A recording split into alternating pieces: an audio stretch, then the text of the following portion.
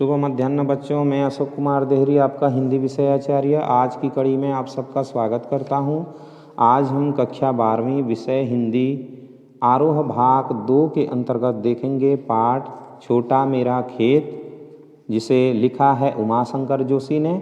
हम आज कविता से संबंधित उसके प्रश्नोत्तरों पर चर्चा करें इससे पहले मैं आपसे अनुरोध करना चाहूँगा कि यदि अब तक आपने हमारे चैनल अशोक कुमार देहरी हिंदी क्लासेस को सब्सक्राइब नहीं किया है और इस चैनल में आप नए हैं तो प्लीज़ सब्सक्राइब कर लीजिए, लाइक कीजिए, कमेंट कीजिए और शेयर भी कर दीजिए। और यदि आपने सब्सक्राइब कर रखा है तो कोई आवश्यकता नहीं, क्योंकि सब्सक्राइब एक बार होती है, लाइक कमेंट और शेयर बार बार होते हैं। तो आइए ज़्यादा देर न करते हैं, प्रश्नोत्तर पर अपनी ध्यान एकाग्र करें। छोटे चकोने खेत को कागज का पन्ना कहने में क्या अर्थ निहित है, तो इसका निहित अर्थ जांच करेंगे। छोटे चकोने खेत को कागज का पन्ना कहने में कवि का अर्थ एक भारतीय किसान की तरह स्वयं को एक कर्मठ और स्वावलंबी बताना है। जिस प्रकार किसान कर्मठ होता है, निरंतर कृषि कर्म करता रहता है, स्वावलंबी होता है, तो उसी प्रकार एक कवि भी है। जिस प्रकार किसान अपने कार्य के प्रति लगनशील होकर अंधड़ के आते ही खेती के कार्य की तैयारी में जुट जाता है, मतलब जैसे ही आंधी तूफान आती है और वह खेती के कार्य में जुट जाता है, उसी प्रकार कवि की अंतर चेतना में, उसके मन में विचार प्रेरणा आते ही वह उस विषय वस्तु पर काव्य रचना करने को तत्पर हो जाता है। खेतों में बीज खाद पानी डालने से फसल तैयार होती है, उसी प्रकार कवि के विचारों में कल्पना भाव शिल्प का प्रयोग करने से कविता का निर्माण होता है। दूसरा प्रश्न लेते हैं, रचना के संदर्भ में अंधड़ और बीज क्या हैं?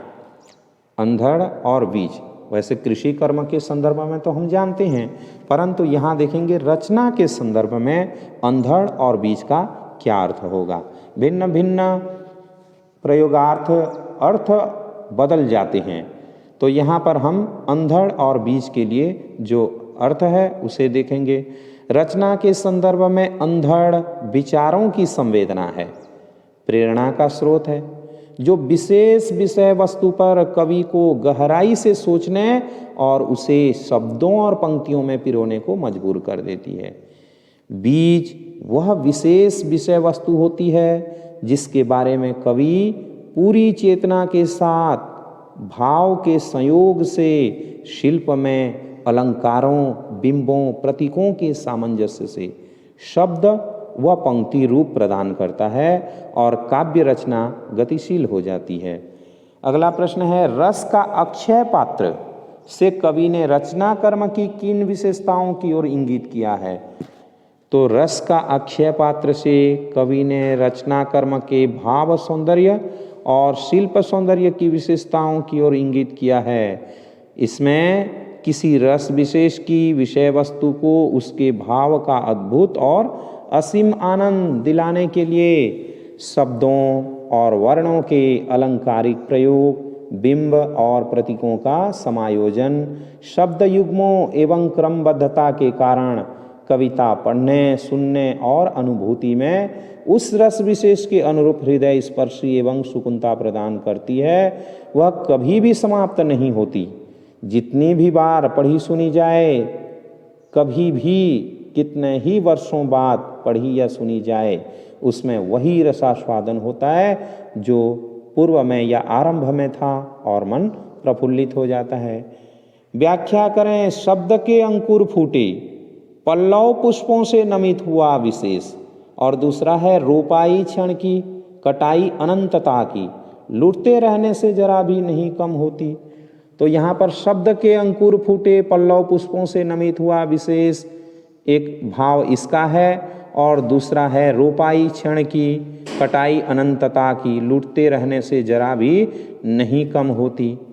तो इसको देखने के लिए हम कविता का जो क्रम है उसको देख सकते हैं। यहाँ पर शब्द के अंकुर फूटे अर्थात विचारों के जो अंकुर हैं उनसे लिया गया है। विचार फिर पल्लवित होता है, पुष्पित होता है और रोपाई क्षण की मतलब जो अंधड़ होती है एक क्षण में आती है, और जो कटाई है अनंतता की मतलब लंबे समय तक उसकी कटाई होती रहती है।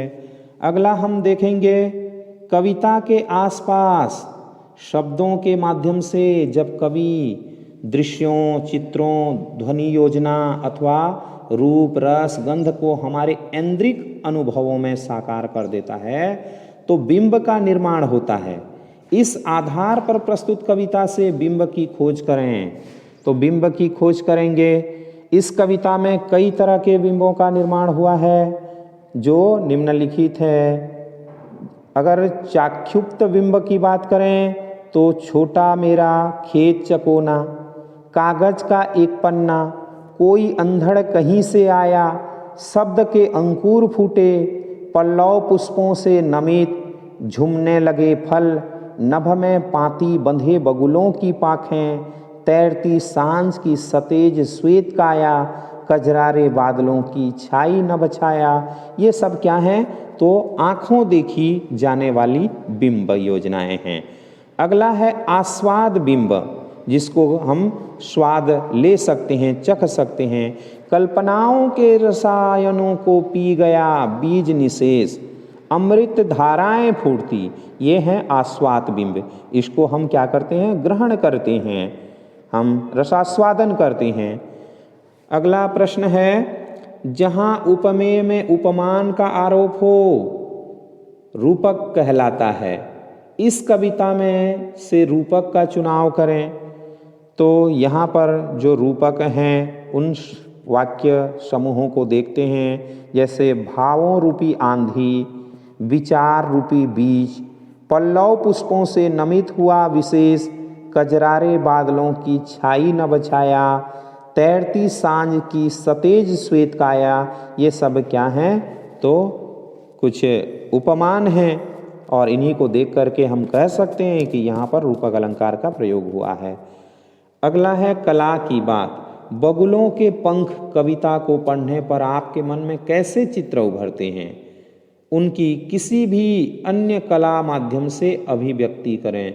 तो यह जो प्रश्न है वो विद्यार्थियों के स्वयं के लिए है, इसको विद्यार्थी स्वयं करेंगे। तो आज के लिए इतना ही। आशा करता हूँ आज का वीडियो आपको ज़रूर अच्छा लगा होगा।